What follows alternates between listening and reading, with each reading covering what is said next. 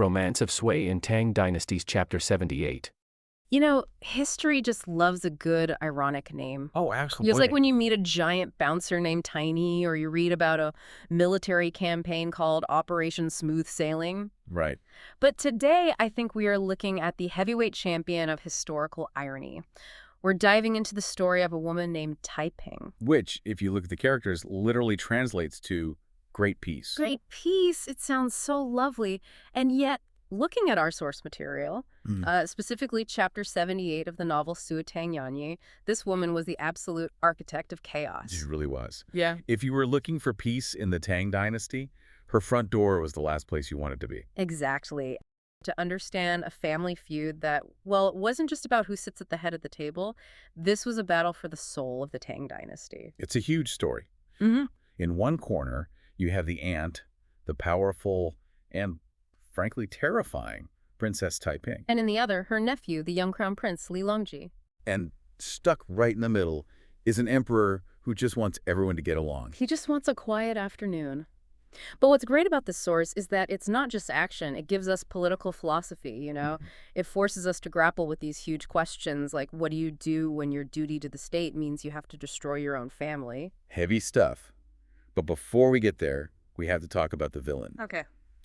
The source paints a very vivid picture of Princess Taiping right from the start.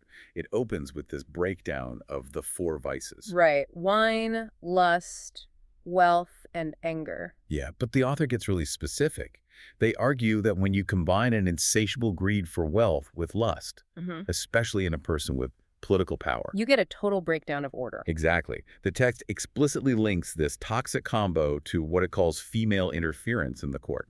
They name names: Empress Wu, Empress Wei, and of course our antagonist, Princess Taiping. And let's be fair here, the source doesn't portray her as some cartoon villain who's just evil for no reason. She has a resume. She's incredibly competent, isn't she? Highly competent. And that's what makes her so dangerous. You have to remember, she was a key player in the coup that put her own brother, Emperor Xuanzong, on the throne. She actually worked with her nephew, Longji, to get rid of the previous corrupt group. She did. So in the emperor's eyes, she has merit. He trusts her. So she helped build the very house she's now trying to take over. And he trusts her implicitly. But that trust allowed her to build a machine. The source says her intelligence was manipulative. She essentially monetized the entire Tang government. I was reading that session. It sounds like she was running a kind of shadow HR department. That is a perfect way to put it. If you wanted a promotion, you didn't go to the Ministry of Personnel. You went to the princess's front door with a bag of gold. Her people were everywhere. They flooded the court. She created a bureaucracy loyal to her, not the state. And then there's the, well, let's call it the lifestyle aspect. The text does not hold back here. It mentions she privately invited beautiful young men to her residence. It does. And the text frames this as an abuse of power, basically saying she had the same privileges as a male ruler. But it highlights one relationship in particular that causes huge problems. Yeah. A monk named Hufan. A monk. That sounds surprisingly spiritual for someone with insatiable greed. Oh, don't let the title fool you. There was nothing spiritual about this guy. The text calls him a treacherous monk. Think of him less like a religious figure and more like a political enforcer who just happens to wear robes. So he's her muscle. He and his crew were bullies. They seized property, caused trouble, but because they had the princess's protection, they were completely untouchable. So you've got this corrupt court, a shadow government selling jobs, and a squad of thugs terrorizing the capital. It feels like the prince, Longji, is completely outgunned. He's isolated. He has a few good ministers on his side men like Yao Chong and Songjing, but the atmosphere in the capital is just suffocating. It's a pressure cooker. Which is why I think the next scene in the text hits so hard. The narrative just does this hard cut. We leave the smoky, corrupt palace and go straight out into the woods. It's a deliberate contrast. The prince goes hunting. And the text is careful to note, he isn't just doing this for fun. He's doing it to not forget military affairs. It's a sign of diligence. He's staying sharp while everyone else is getting soft, so he's out there, and he spots a yellow roe deer. A classic symbol in these stories. The deer often represents an opportunity or some prize to be won. So he gives chase, he gets separated from his bodyguards, and suddenly the crown prince is alone. He loses the deer, but he stumbles across a village. And this is where it gets really interesting. He sees a woman picking tea. This scene is pivotal. He's not in disguise or anything. He's wearing his purple gold crown. He looks like a prince. Right. He rides up, probably expecting everyone to bow. He asks about the deer, and she just ignores him. Doesn't even look up from her work. His attendant finally catches up, sees this peasant woman ignoring the crown prince, and starts losing his mind. Do you know who this is? This is His Highness. And her response, oh man, it's legendary. She says, my heart is only on the tea. What do I care about a deer, let alone a highness? Such a mic drop moment. I'm busy. Take your purple crown and go somewhere else. It is. But think about the philosophy there. In the court, everything is about status. Who's higher, who's lower. Here, she's focused entirely on her craft. She's saying that your status is completely irrelevant to the task at hand. She has a purity that the palace has lost. And Lingji's reaction tells you everything. A tyrant or his aunt Taiping would have had her arrested right there for insolence. Absolutely. But Longji is intrigued. He sees her extraordinary bearing. He realizes that real quality doesn't always come wrapped in silk. And because he's curious, he follows her. He follows her to this little thatched cottage. And just as he's taking it all in, another character shows up. A man on a lame donkey. This is Wang Ju. And the visual is important. A lame donkey implies poverty, maybe failure. But the text says he sees the prince's fancy clothes and bows immediately. He's observant. So the prince goes inside the cottage, and it's a total shock. On the outside, it's a shack. Inside, it's a scholar's library. Books everywhere, as if there a sword on the wall. It's the hidden sage archetype. The idea is that when the government is corrupt, the truly wise people don't fight for scraps in the capital. They retreat to the woods and wait.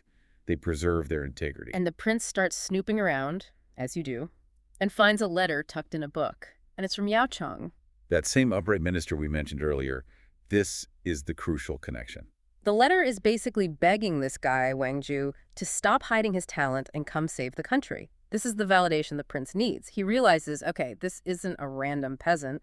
This is a heavy hitter scouted by the best. So the prince asks him the obvious question. If you're so talented and people like Xuanzong want you, why are you hiding out here picking tea? And Wang Ju's answer is a masterclass in political strategy.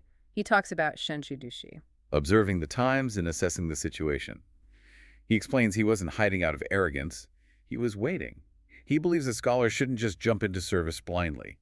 You have to wait for a leader worth serving. That is a bold interview technique. I'm not unemployed. I was waiting for you to be good enough to hire me. It's incredibly bold. Yeah. But it works because it's true. The prince realizes he's found his strategist. They have to separate, but the connection is made. The prince now knows there's help outside the palace walls. And honestly, it's just in time, because back at the palace, the paranoia is ramping up. We switch scenes back to Princess Taiping, and she is spiraling. She senses the prince is becoming a real threat. You see, competence is dangerous to her. She doesn't want a capable heir. She wants a puppet. So she goes straight to the emperor and starts the rumor mill, claiming the prince is plotting a coup. And Emperor Ruzong. Yeah. You have to feel a little sorry for him. He's a survivor of other coups. He's jumpy. The text says he tells his ministers a fortune teller predicted soldiers will enter the palace within 5 days. He's letting superstition drive state policy. That's a bad sign. He's ready to arrest his own son based on a horoscope. But this is where the ministers earn their pay. Well, Anshi steps up and basically scolds the emperor. He does. He calls the suspicions words of a ruined kingdom. That's incredibly strong language to use on an emperor. He points the finger right at Taiping, saying, this is her manipulation, not the prince's treason. And then Zhang Yu and Yao come in with a fix that I found so clever. They propose making the crown prince the Jianguo. A regent, yeah. Right. But explain the logic here. The emperor is afraid the prince is going to steal power, so the ministers say, give him the power. It sounds totally paradoxical, but it's brilliant. If the prince is plotting a coup, it's because he wants to control the state, right? Right. By making him regent, the emperor gives him legal control to supervise state affairs. It removes the entire motive for a coup. If you already have the keys to the car, you don't need to hotwire it. That is some 4D chess right there. It also forces the prince to operate in the daylight. If he has official duties, he can be observed. It calms the emperor's fear while actually empowering the prince to defend himself. And the emperor agrees. So the crisis is averted for now, and since the prince is regent, he can hire staff. And who's the first person he calls? The man on the donkey, Wang Ju. So Longji brings Wang Ju to court. And we have to talk about this entrance. Wang Ju doesn't walk in with his head bowed. The text says he walks slowly, looking around arrogantly. The attendants are freaking out, telling him to show respect. And he shouts loud enough for everyone to hear, "I only know there was a Princess Taiping. I didn't know there was a crown prince." Oof, that line just cuts deep. It just sucks the air right out of the room. He could have been executed on the spot. Why start your new job by insulting the boss? Because it wasn't an insult. It was a wake-up call. He was holding up a mirror. He was saying, look at the reality of this court. The princess is the one everyone fears. You, prince, are invisible. You're irrelevant. He needed to shock the prince into accepting how dire the situation really was. Exactly. Yeah. And the prince gets it. He swallows his pride. He doesn't get mad. He realizes Wang Ju is testing him again. He brings him inside, reveals the Yao Chang connection, and they finally get down to business. And this is where the conversation shifts from hiring a smart guy to planning a survival strategy. Wang Ju tells him flat out, Taiping, her lover Huifan, and her whole faction are going to try to kill you. It is them or you. But the prince hesitates. And this brings us to the core conflict of the whole chapter. He says, the emperor has only this one sister. If I harm her, I fear hurting the emperor's feelings. This is the filial piety dilemma. It is. In this society, respecting your family and elders isn't just a nice thing to do. It's the supreme moral law. The prince is terrified that attacking his aunt is a betrayal of his father. He's worried about being a bad son. It's almost relatable in a very high-stakes way. I can't take down the family business because it'll break Dad's heart. Exactly that. But Wang Ju counters with a concept that is so crucial. He distinguishes between small filial piety and great filial piety. Okay, let's unpack that. What's the difference?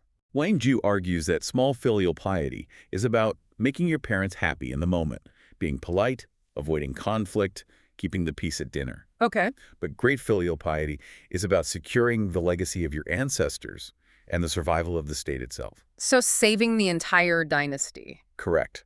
He argues that if the dynasty falls because the prince was too polite to deal with his corrupt aunt, that is the ultimate betrayal.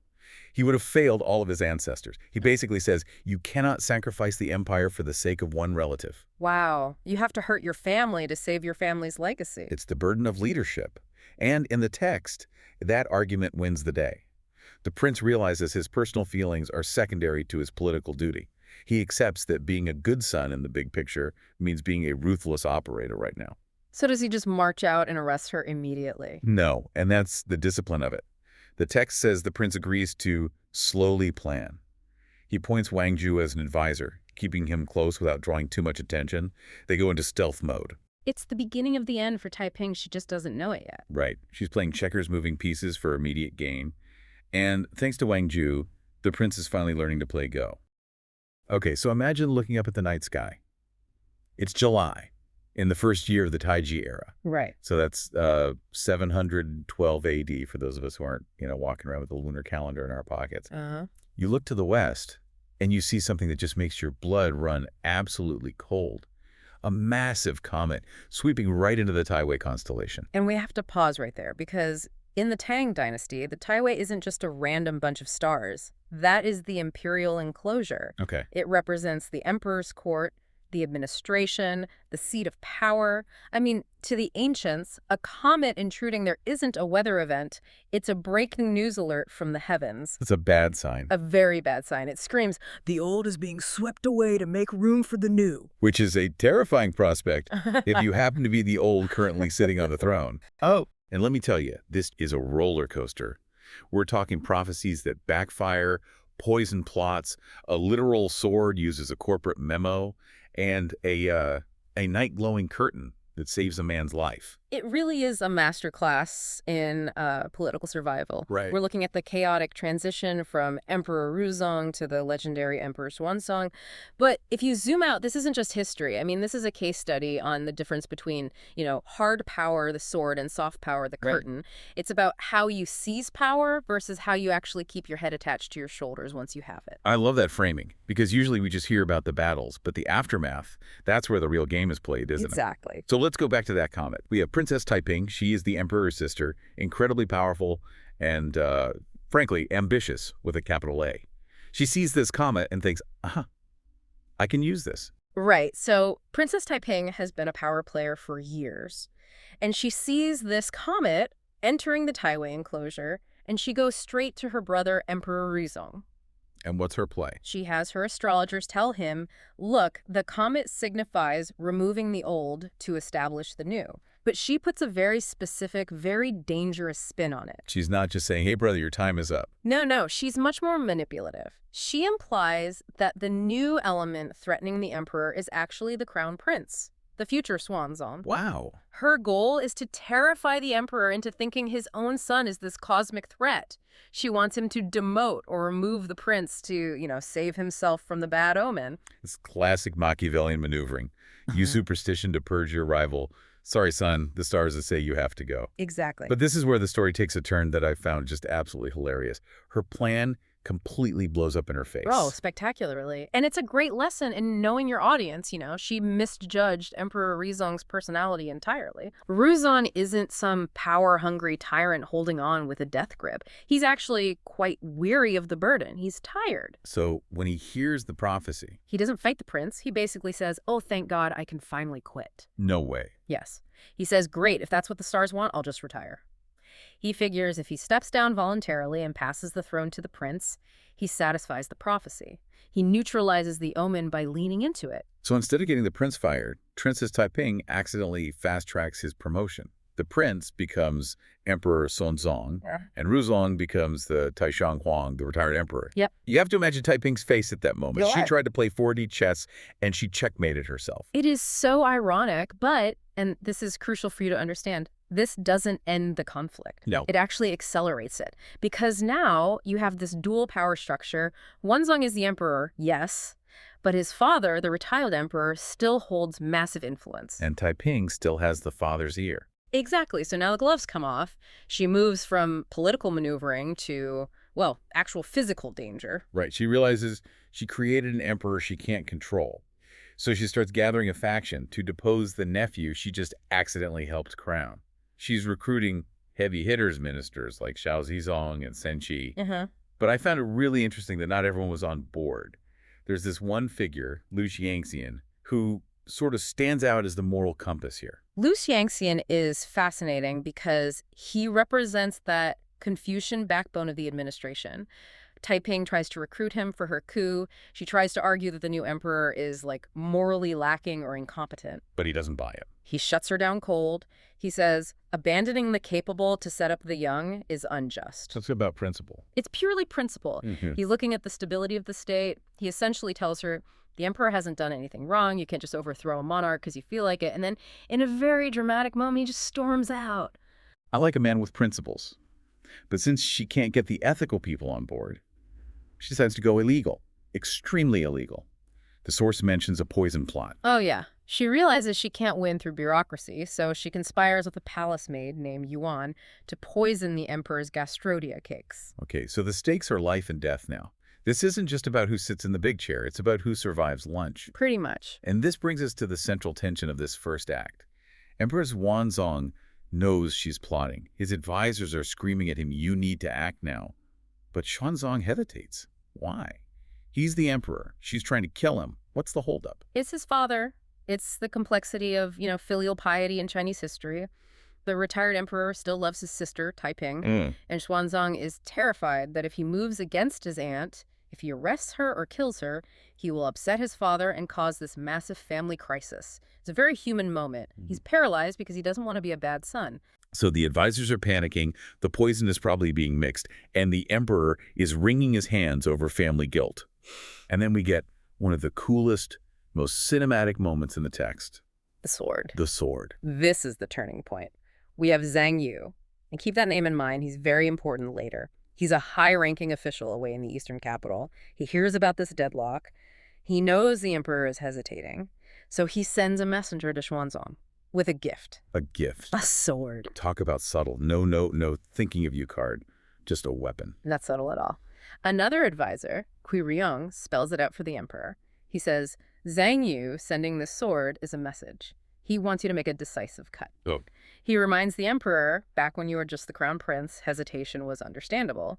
But now you hold the power. If you let these conspirators succeed, the entire state collapses. And if this state collapses, how is that good for your father? That's the reframing he needed. Acting against the aunt is protecting the father. Exactly, that's the wake-up call. You have the sword, use it. So, On July 4th, a coincidental date, but easy to remember, Xuanzong finally moves. And when he moves fast, right? Yeah. This isn't a slow legal process. It's a blitzkrieg. He gathers his loyal brothers, Qu Wang and Shu Wang, along with his general and the famous eunuch Gao Lishi. They lead troops through the Qianhua Gate. It's a purge. Wow. They catch the conspirators Xuanzong, Senshi, and execute them right there in the court. And Princess Tipping. She flees to a temple in the mountains, probably hoping for sanctuary. But there's no escape this time. She is eventually forced to commit suicide at home. Ouch. And the source text gives us this grim pun. It says, "Only when this Taiping, which means great peace, was killed, did the world actually get Taiping." Peace had to die for peace to arrive. That is heavy. It is. But here's where the story gets really nuanced. You'd expect a bloodbath afterwards, right? A Stalin-esque wipeout of anyone who ever looked at Taiping. Mm-hmm. But Xuanzong does something very sophisticated. He shifts from the sword to what we might call management. Right, because his dad, the retired emperor, hears the commotion and freaks out. The text says he climbs up the tower gate to see what's happening. He's shocked. He thinks it's a coup against him. Xuanzong sends Gao Lishi to calm him down, basically saying, "Don't worry, Dad. We just stopped a rebellion. It's all over." Okay. But then look at how he handles the conspirators' families and allies. This is where the real insight comes in.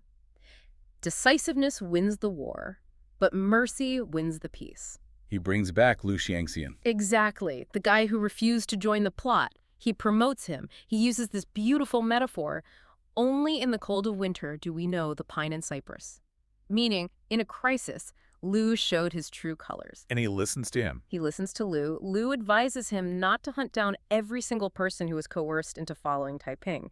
He says, "The ringleaders are dead. Spare the rest to settle people's hearts." And he even spares Taiping's son, Shu Chongjian. That shocked me. Usually you wipe out the bloodline. It's standard procedure. Yes, but Su Chongjin was special. He had previously warned his mother, "Mom, stop plotting. This is dangerous." She had actually whipped him for saying that. Oh, wow. Xuanzong remembered that. He realized this guy was loyal to the concept of stability, even over his own mother. So he spared him and even granted him the imperial surname, Li. So he's ruthless when he needs to be, but he's not a tyrant. He's strategic. He secures his power, but doesn't create unnecessary enemies. Precisely. He knows that a sword can cut off a head, but it can't change a mind. Mercy does that. Okay, so the physical war is over. The rebels are gone. The sword has done its job. Now we enter a different kind of battlefield. The office. Bureaucratic warfare. Yeah. Which honestly can be just as deadly, just with fewer arrows and more paperwork. So Xuanzong wants to appoint a new chancellor. He wants Yao Chong, brilliant, capable, a total rock star administrator. But remember, Zheng Yu, the guy who set the sword. The guy who literally signaled the emperor to seize power. Yeah. He feels like he's the MVP here. He thinks, I sent the sword, I should be the guy. He's jealous. He doesn't want Yao Chong to be the boss. So he plays dirty. He sends a subordinate, Jiang Zhao, to whisper in the emperor's ear, "Hey, your majesty, Yao Chong is great at military stuff. Maybe keep him as a general. He's probably not cut out for the delicate work of administration." It's a classic pigeonhole tactic. He's too rough for the office. Right. But Xuanzong is sharp now. He's not the hesitant prince anymore. He sees right through it. He asks Jiang Zhao, "Did Zheng Yu tell you to say that?" And he admits it. Panics and admits it. Xuanzong appoints Yao Chong anyway. So Yao Chong gets the job. Yeah. But he knows Zhang Yu is gunning for him. And this leads to my favorite anecdote in this whole deep dive. The heart disease. The heart disease. This is a brilliant piece of political theater. One day, Yao Chong limps into the royal court. He's dragging his foot, looking miserable. Emperor Xuanzong sees this and asks, "Do you have a foot injury? Why are you limping?" And Yao Chong looks him in the eye and says, "I have a disease of the heart, not the foot." It's a powerful line. In Chinese metaphor, the heart, or belly, is where you keep your secrets, your deep worries. Okay. He explains, "The reason I'm distressed isn't my leg. It's that Zheng Yu, a high minister, is secretly hanging out with Qi Wang, your brother." Ooh. Now, we need to pause here. For the listener, why is hanging out with the emperor's brother such a massive red flag? Like, can't guys just hang out? Not in dynastic politics. A powerful minister cozying up to a royal prince is treason 101. It looks like you're building a faction. It implies you're betting on the brother to be the next emperor. It's exactly what Princess Taiping was doing. Exactly. It triggers Xuanzong's PTSD from the coup he just survived. So Yao Cheng drops this bomb. Xuanzong must have been furious. He trusted Zhang Yu. He trusted him, but the suspicion of betrayal is a massive trigger for Xuanzong. He says, what is Zhang Yu trying to do? He immediately plans to have the imperial prosecutors investigate and punish Zhang Yu the very next day. And investigate in this context usually means arrest, torture, and execution. There's no HR department. Correct. Zhang Yu is toast. He's sitting in his office, totally unaware that the hammer is about to drop. And this is where the story takes a weird, almost cinematic turn. Enter the mystery man. Jie Quanzu. Who is this guy? He's a nobody, essentially, and that's the point. He used to benefit from Zhang Yu's kindness years ago, but then he disappeared, changed his name, and was living in obscurity working for a palace eunuch. Okay. He overhears the eunuch talking about the emperor's anger. He realizes his old benefactor is about to be executed. So he rushes to Zhang Yu's house. He hands over a calling card. Zhang Yu is like, whoa, oh, that guy from years ago. He comes out, and Jie drops the news. Tomorrow morning, you're going to be arrested and probably killed. Zhang Yu is terrified. He asks, what do I do? And Jie Quanzu has a plan, but it's a weird plan. He says, we need to get to the 9th princess, the emperor's favorite sister. But we need a bribe to get an audience. A bribe to get a meeting. Yeah. And this is where we get to the night-glowing curtain. Right. Zhang Yu is panicking, listing all his treasures, gold, silver, silk. Jie says, no, none of that. That's generic. Anyone can give gold. He needs something unique. Exactly. Then Zhang Yu remembers he has this exotic item from Jilin Commandery, a curtain that glows in the dark. A glow-in-the-dark curtain. It sounds like something out of a fantasy novel. It was likely woven with phosphorescent materials or pearls. Incredibly rare. Along with a night-glowing pearl, these are items of wonder. Jie takes these items, rushes to the 9th princess that very night, and says, please, you have to help Zhang Yu. And the princess loves the curtain. I mean, who wouldn't? Sure. But the argument she uses the next day isn't about the curtain. She uses emotional intelligence. This is the critical soft power moment. The next day, the investigators are on their way. The 9th princess goes to Xuanzong. She doesn't argue facts. She argues feelings. What do you say? 2 things. First, Zhang Yu protected you when you were crown prince. She reminds him of the sword, the loyalty in the dark times. Smart. Remind him of the debt he owes. And second, and this is the ace in the hole, she says, if you investigate him for being friends with your brother, Qi Wang, it's going to make Qi Wang incredibly anxious and fearful. It will look like you don't trust your own brother. It will destroy the family harmony. That is brilliant, because the text goes out of its way to tell us how much Xuanzong loves his brothers. It does. There's that touching anecdote where his brother Shuang was sick. Xuanzong was personally brewing the medicine over a fire.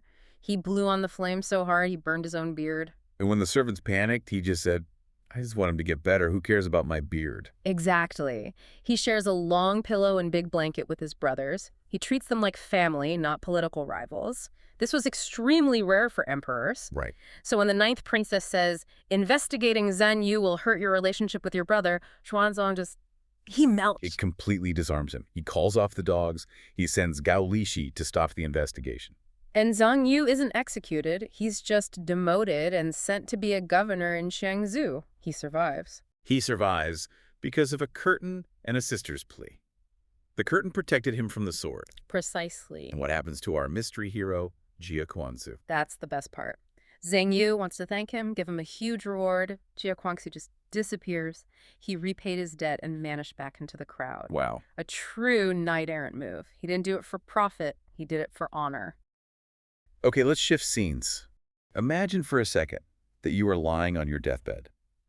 The room is quiet, the incense is burning, and you're running the highlight reel of your life. Okay. You've had a massive career, you've shaped the government, you've made history, but there is one final, nagging, terrifying loose end. Oh, I don't like where this is going. The person responsible for writing your official biography, the permanent record that will define you for the next 1,000 years, is your sworn political enemy. That is the ultimate nightmare scenario. It's like knowing that your biggest troll on Twitter is going to be the only person allowed to write your obituary, and once they hit publish, it's carved in stone. Literally. Right. So what do? Do you beg for mercy? Do you try to bribe them? Or do you pull off one of the most complex psychological bank shots in history to force them to write a glowing review against their will? Knowing the figures we're talking about today, begging is definitely not on the menu. We are looking at a masterclass in manipulation. We absolutely are. And folks, we are looking at the moment the golden age of the Tang dynasty starts to show some serious cracks. It's such a pivotal moment. Up until now, under Emperor Xuanzong, we've seen what historians call the Kaiyuan era. It was a time of, incredible stability, austerity, and meritocracy. Right. But the shift, the discipline starts to fade, and the office politics go from, let's say, intense to deadly. We're going to look at how the adults in the room were slowly replaced by sycophants, horse traders, and schemers.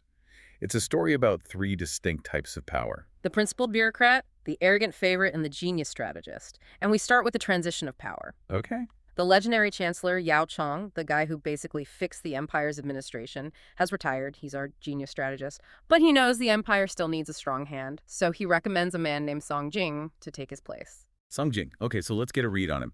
Is he just like Yao Chong 2.0? Not at all. Not even close. Yeah. If Yao Chong was water adaptable, clever, flowing around obstacles, Songjing is granite. Oh, wow. The source describes him as rigid, upright, and terrifyingly principled. He is the ultimate Confucian hardliner. He doesn't care about being liked. He cares about the law. He's the guy who will shut down the emperor's fun if it violates protocol. Exactly. The strict school principle of the Tang dynasty. I love it. But a guy like that is going to make enemies, especially when the emperor likes to surround himself with fun people. Enter our antagonist, Wang Maozong. Wang Maozong is the anti-Songjing. He's not a scholar. He didn't pass the civil service exams. He runs the imperial stables. He's a horse guy. Oh, horse guy. But because he helped Emperor Xuanzong in the coup that got him the throne, he's considered a meritorious official. He's arrogant, he's flashy, and he thinks the rules don't apply to him because he's the teacher's pet. So you have the unstoppable force of arrogance meeting the immovable object of integrity. And the collision happens at a wedding. A wedding, yeah. Wang Maozong is marrying off his daughter. And because he's incredibly insecure about his lack of actual education or class, he wants this wedding to be the social event of the century. He needs that validation. So he goes to the emperor and basically fishes for an RSVP. It's worse than that. He complains to the emperor, I've got the wine, I've got the food, but I don't have the prestige. I need the high ministers to attend. Wow. He's asking the emperor to force the intellectual elite men like Songjing to come to his party. And the emperor, trying to keep everyone happy, actually issues a decree. All ministers must attend Wang Maozong's party. A mandatory fun day. Which is Songjing's worst nightmare. He views Wang Maozong as a corrupting influence. Oh, absolutely. So picture the scene. It's the day of the feast. All the other officials show up at dawn because they are terrified of offending the emperor's favorite. They're all sitting there nervously drinking tea, waiting. Right, but there's an empty chair. Songjing. Songjing isn't there. And this is just eating Wang Maozong alive. He keeps sending messengers to check, is he coming, is he coming? And Songjing sends back a message saying, I have a sudden stomach ache. I'll be there later. The stomach ache. Yeah. The oldest excuse in the book. I feel like I used that in 3rd grade to get out of gym class. But here, it's a power move. He makes them wait until noon, then the afternoon. The food is getting cold. The tension is just unbearable. Finally, Songjing arrives. Okay, walk us through this entrance. This is the moment. He walks in, and the room goes silent. Wang Maozong, despite being the host and the powerful favorite, is visibly nervous. He tries to offer pleasantries. And Songjing ignores the small talk entirely. He demands a cup of wine. He says, I am here by imperial decree, so I will drink this for the emperor. he's making it very clear. I am not here for you, Wang. I am here because I was ordered to be here. Precisely. He takes one sip. Just one. And then he suddenly grimaces and yells, oh, the stomach ache is back. And he turns around and walks right out. That is ice cold. Yeah. He showed up, checked the box, and publicly insulted the host in front of the entire government. It was a total humiliation. And the source gives us a great insight into Wang Maozong's reaction. He was furious, shaking with rage. But he couldn't do anything. Nothing. Songjing hadn't technically broken the law. He attended, he drank, he left due to illness. Songjing's integrity was so rock solid that even the emperor's favorite couldn't touch him. There's a line in the text that sums this up, right? Something like, Bad guests shouldn't be met. Bad hosts are even harder to deal with. It's a victory for the meritocracy. It proved that, in the early Tang, dignity and law still held power over favoritism. this dynamic doesn't last. Not at all. No, because Wang Maozong doesn't take this as a lesson to be humble. He doubles down. He does. And this brings us to the second story, which highlights just how fast the rot sets in when you let arrogance go unchecked. Right. Wang Maozong starts picking fights with everyone, including the emperor's right-hand man, the eunuch Gao Lishi. And we need to talk about Gao Lishi. In a lot of history, eunuchs are just, generic villains. Yeah. But Gao Lishi is more complex, right? Much more. He's the gatekeeper. While Wang Maozong has hard power, soldiers, horses, wealth, Gao Lishi has soft power. He controls the information flow to the emperor. And Wang Maozong is too stupid to realize that you do not fight the guy who controls the emperor's ears. Exactly. Which leads to the baby official incident. Oh my God, this part. I read this part of the source material 3 times because I thought I was mistranslating it.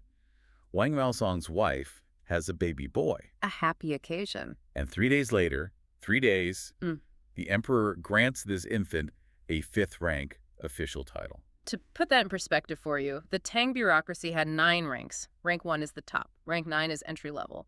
A 5th rank position is something a scholar studies for 20 years to achieve. It's a serious mid-career role. And this baby gets it before he can even focus his eyes. It's just absurd. It's the definition of corruption. But here is the twist. Wang Maozong isn't happy about it. No, he's insulted. He brings the baby out to show Gao Lishi and complains. He says, "Is my son not good enough to be a 3rd-rank official?" Wait, he wanted his 3-day-old son to be a high minister. The entitlement has completely detached him from reality. He thinks the state exists to serve his family, but he made the fatal error of saying this to Gao Lishi. And Gao Lishi, he doesn't correct him. No, that's not Gao Lishi's style. He just smiles and nods. But the moment he gets back to the emperor, he reports the conversation. Of course he does. And the source says he added malicious words. He framed it not just as greed, but as disloyalty. He told the emperor, "Wang Maozong is complaining about your generosity. He blames you." And that is the trigger. Yes. You can be greedy, you can be violent, but you cannot be ungrateful to the emperor. The emperor just snaps. In a heartbeat, Wang Maozong goes from the most powerful favorite to an enemy of the state. He's stripped of his titles, exiled, and eventually, Gao Lishi keeps whispering until the emperor orders Wang Maozong to commit suicide. Wow. It's a brutal reminder of how fragile that kind of power is. Song Jing's power came from his own integrity. Nobody could take it away.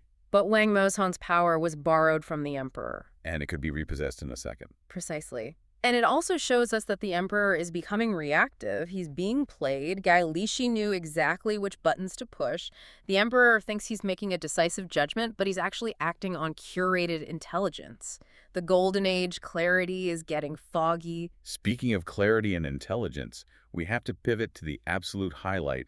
We talked about Song Jing's brute force integrity. Now we have to talk about Yao Chong's brain. Yao Chong, the strategic genius. But at this point in the text, he is dying. He's on his deathbed. And this brings us right back to our intro.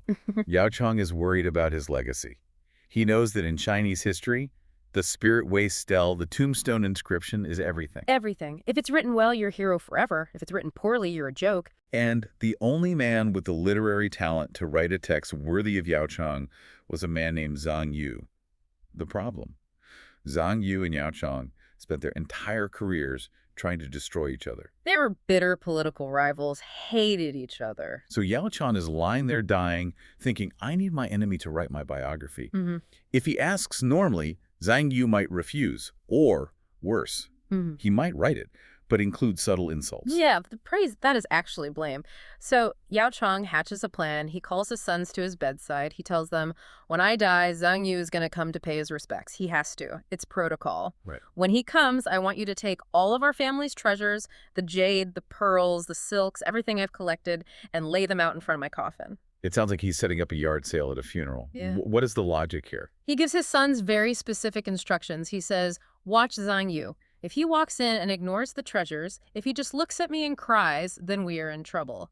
It means he is holding on to his grudge, and he will likely try to ruin us. But if he stops, if he looks at the treasures, if he picks them up and plays with them, that means his greed is stronger than his hate. Oh, that's brilliant. If he does that, you must give him everything, the entire collection. And right when he is holding the loot, you ask him to write the epitaph. That is such a gamble. Yeah. You're betting your generational wealth on a facial expression. So, the moment of truth. Yao Chong dies, Zhang Yu arrives. What happens? The source is not kind to Zhang Yu here. It describes him as talented but greedy. He walks in, sees the spread of antiques, and his eyes light up. Of course they do. He starts picking things up, admiring the craftsmanship. He completely forgets about his dead rival lying 3 feet away. The trap snaps shut. Yao Chang's son steps in and says, "My father loved these things, but he has passed. He instructed us that if you like them, you should have them. Please, take it all. We only ask for one thing in return, a commemorative inscription." Zheng Yu's probably thinking, jackpot. He is. He's completely overwhelmed by the gift. In that moment of euphoria, he agrees. He goes home and writes a masterpiece. He pours all his literary skill into it, praising Yao Chang as the greatest statesman of the age. The biography Yao Chang always wanted. Yes. But Yao Chang wasn't done, was he? He had one final instruction from the grave. He did. He knew human nature way too well. He told his sons, the moment you get the text, carve it into stone immediately. Do not wait. And send a rubbing of it to the emperor. Why the rush? Because buyer's remorse is real, but writer's remorse is worse. A few days later, the high of the free treasure wears off. Zheng Yu starts thinking, wait a minute. I hated Yao Chang. He was my enemy. Why did I just write a glowing tribute to him? I should have dragged him. So he tries to take it back. He actually sends a messenger to Yao Chang's sons. He says, I feel the language wasn't quite polished enough. Can I have the text back to make some edits? Edits. Right. He wants to insert the insults. But the sons reply, we are so sorry. It has already been carved into the stone tablet, and the emperor has already seen it and said it was beautiful. Checkmate. Zheng Yu is left standing there, realizing he's been outsmarted by a dead man. And he says the famous line recorded in the history books. Dead Yao Chang calculated living Zhang Yu. Dead Yao Chang calculated living Zhang Yu. That gives me chills. It's such a triumph of intellect. But what does it say about his values? It tells us he was the ultimate pragmatist. He realized that wealth is temporary, jade breaks, silk rots, but the written word, in the context of Chinese history, that is eternal. He was willing to bankrupt his family to ensure his reputation survived. He understood that history is a story, and he paid a very high price to be the editor of that story. It's a brilliant high note. But we have to pivot, because the source material takes a very dark turn right after this. It does. This is the tragedy of the men we've just talked about. Yao Chang, Song Jing, even Zhang Yu. They represented the adults in the room, but they don't live forever. And as they die off, one by one, a vacuum opens up. And nature abhors a vacuum. Emperor Xuanzong is getting older. He's getting tired of the strict moralizing of guys like Song Jing. He wants comfort. And into this space steps a woman named Consort Wu Hufei. Consort Wu is a fascinating and terrifying figure. She captures the emperor's heart, but she wants more. She wants to be empress. So she manages to slander the actual empress, getting her deposed and kicked out of the palace, but that's not enough. She wants her son to be the crown prince. But there's already a crown prince. Exactly. So she engineers a conspiracy. She accuses the crown prince and 2 other princes of plotting a coup. She claims they are wearing armor in the palace. And the emperor? He believes this. This is the same guy who worked with the brilliant Yao Chang. Now he's believing rumors. He's isolated, he's paranoid, and this leads to one of the darkest days in Tang history. Emperor Xuanzong orders the execution of 3 of his own sons in a single day. 3 princes, executed by their father, because of a rumor. It sent shockwaves through the empire. It signaled that the rational, meritocratic golden age was effectively dead. If the emperor could kill his own sons based on pillow talk, nobody was safe. The rule of law had been replaced by the rule of fear. And the source gives us a grim ending for Consort Wu, too. She doesn't exactly get to enjoy her victory. No, the psychological toll was too much. The text says she fell ill shortly after. She started hallucinating.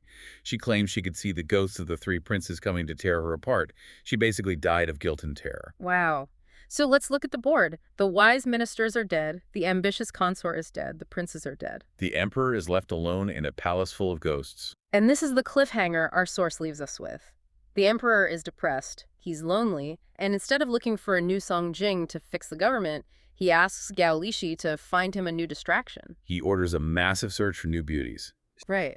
And this search will eventually lead him to Yang Weifei, the most famous consort in Chinese history. Her era will be one of incredible romance and art, but the political foundation is it's gone. The Anlishan Rebellion, the civil war that nearly destroys the dynasty, is just over the horizon.